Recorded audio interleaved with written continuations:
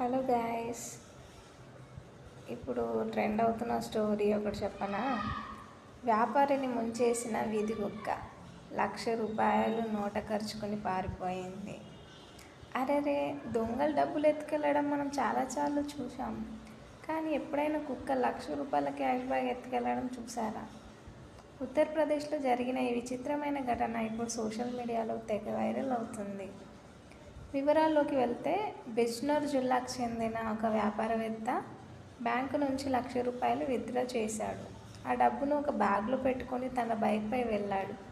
నమాజ్ సమయం కావడంతో మార్గమధ్యంలో ఒక మసీదు దగ్గర బైక్ ఆపి బ్యాగ్ను అలాగే తగిలించి లోపలికి వెళ్ళాడు.